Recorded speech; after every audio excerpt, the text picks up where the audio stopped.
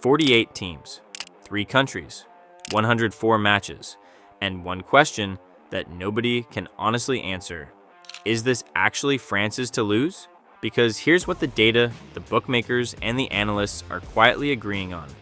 The 2026 World Cup has 5 real contenders. Not 7, not 10, 5. And the gap between those 5 and everybody else is wider than it has been at any World Cup in the last 2 decades. This is who they are, this is exactly why. And this is the one inconvenient question that could unravel each of them. Let's start with the team nobody wants to talk about, because talking about them feels dangerous. Argentina are the defending champions. Qatar 2022 was, by almost any measure, the greatest World Cup campaign ever played. The final, 3-3 after extra time, penalties, the whole thing, is already the most watched football match in history. And at the center of it was Lionel Messi, 35 years old, 4 previous attempts, finally a winner. Those images don't fade, but 2026 is not 2022. Messi is 38. He hasn't played a full competitive season since leaving PSG. His minutes will be managed, his involvement carefully rationed, and even his most devoted supporters will privately tell you there is a version of this tournament where Messi makes it to the quarterfinals, and then his body simply says no. Di Maria is gone. The spine of that 2022 squad is older and slower, and yet Julian Alvarez at 24 is one of the 3 best center forwards at this entire tournament. Enzo Fernandez and Alexis Mac Allister in midfield are technically among the best partnerships here. Scaloni has won a Copa America, another Copa America, and a World Cup. He knows exactly how to use Messi. Not as an engine, but as a weapon.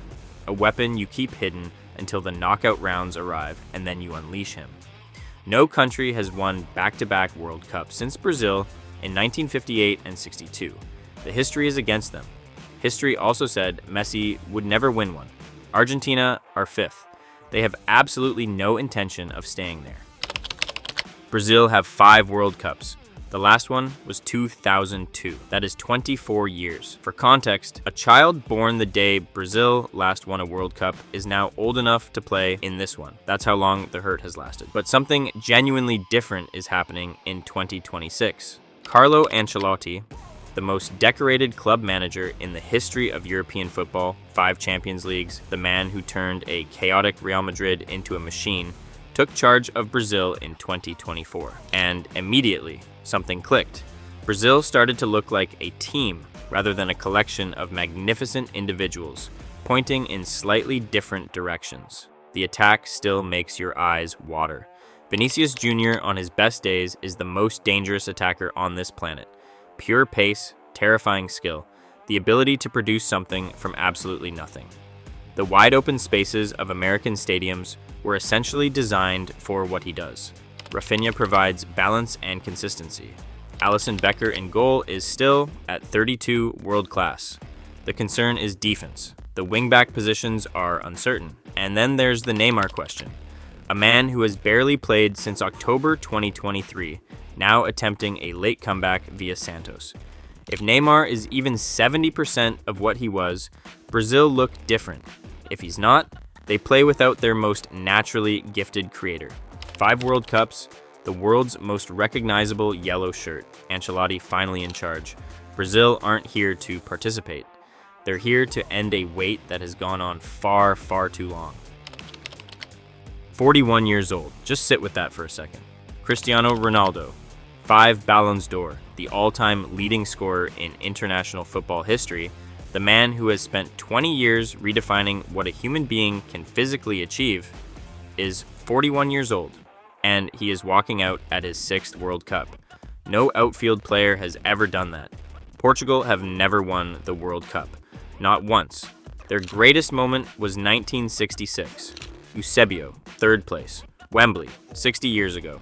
And the generation that came after, the generation with arguably the most gifted squad on paper, repeatedly has found a way to fall short. Qatar 2022, quarterfinals. Euro 2024, quarterfinals, penalties, out. But here's what makes 2026 genuinely different. This Portugal team is no longer built around Ronaldo. And that, paradoxically, might be exactly what sets them free. Bruno Fernandes in the last 40 Portugal appearances, 30 assists. João Neves at 20, Monaco's midfielder, described across Europe as potentially a generational talent. Bernardo Silva, a decade of consistency. Ruben Dias at center back. Diogo Costa in goal. Young, commanding, outstanding. Portugal won the Nations League in June 2025. They beat Germany in the semi-final. Then they beat Spain, the best team in Europe, on penalties in the final. There is one grief that hangs over all of this. In July 2025, Portugal lost Diogo Jota. The Liverpool forward, one of this squad's most important players, died in a car accident. He will not be in North America. The changing room will carry that with them for every single game. And sometimes, grief is the most powerful motivation a team can have. Ronaldo is 41. This is his last World Cup. The quarterfinal has been Portugal's ceiling for too long. 2026 is where they find out if the ceiling was ever real. Ask any football analyst right now which team plays the best football in the world, and most of them will say Spain without hesitation, and the numbers justify it completely. Euro 2024 beat Croatia, Italy, Germany, and France on the way to the final. Never conceded more than one goal in any single match. The football didn't just win, it made opponents look confused, disorganized, almost embarrassed to be on the same pitch. 2026 qualification, 10 wins from 10, 36 goals scored, 4 conceded, the best qualifying record in Europe. But here's the name you need to understand if you want to understand Spain in 2026, Lamine Yamal. He was 16 when Spain won the Euros. By the time the final is played in New York, he will be 18 years old. And right now, today, he is being described by coaches, analysts, and players across Europe as potentially the best footballer on the planet. The dribbling at pace is unlike anything else in the current game. The composure in the biggest moments. He scored a European Championship semifinal goal in the 91st minute at 16 years old. And the smile. That permanent, irrepressible smile of someone who finds this genuinely easy. Nico Williams on the left. Between them, the most exciting wide partnership at this tournament. Rodri in midfield, the Ballon d'Or winner, the player who controls games not through spectacle, but through positional perfection. When Rodri plays, Spain rarely lose. It is almost that simple. The one genuine vulnerability, no traditional striker. Spain's false nine system creates confusion, but in a brutal knockout match, on a bad night, it can also create a goal shortage. Spain haven't worried about vulnerabilities for 2 years. They've just kept winning. No Spanish team has ever won consecutive major international tournaments. The history is against them, but Yamal is 18, Pedri is 22, Nico Williams is 22. This team has years of dominance ahead of them. Right now, they are the benchmark. The team every other side is designing their entire tournament strategy around stopping. Number 1, France. Go through their squad from 1 to 23. It is genuinely difficult to argue. 2 World Cups, 1998, 2018. In Qatar 2022, they reached the final, were 3-2 up in extra time, and then Argentina came back. Mbappe scored a hat trick in a losing cause. France went home without the trophy, but as arguably the second best team at the tournament. That's the floor. Mbappe is 27, Real Madrid's number 9. All-time top scorer in the club's history. His pace hasn't dropped. His finishing is clinical. His ability to create something from nothing under maximum pressure is what separates him from almost everyone else alive. But Mbappe isn't even the whole argument. Dembele, 14 goals, 17 assists last season. Olise as the wild card.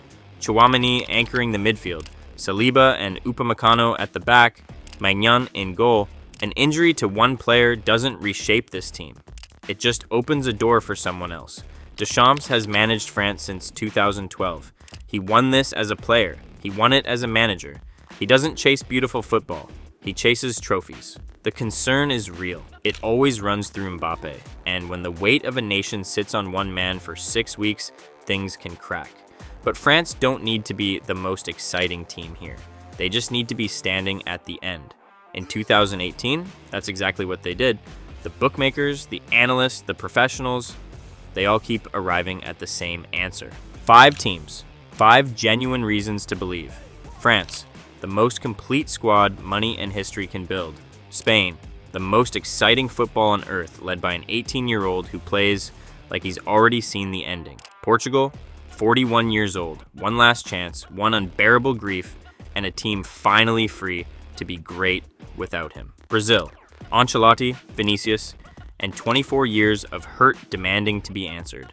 Argentina, older, slower, and carrying the weight of a man who already proved the impossible once.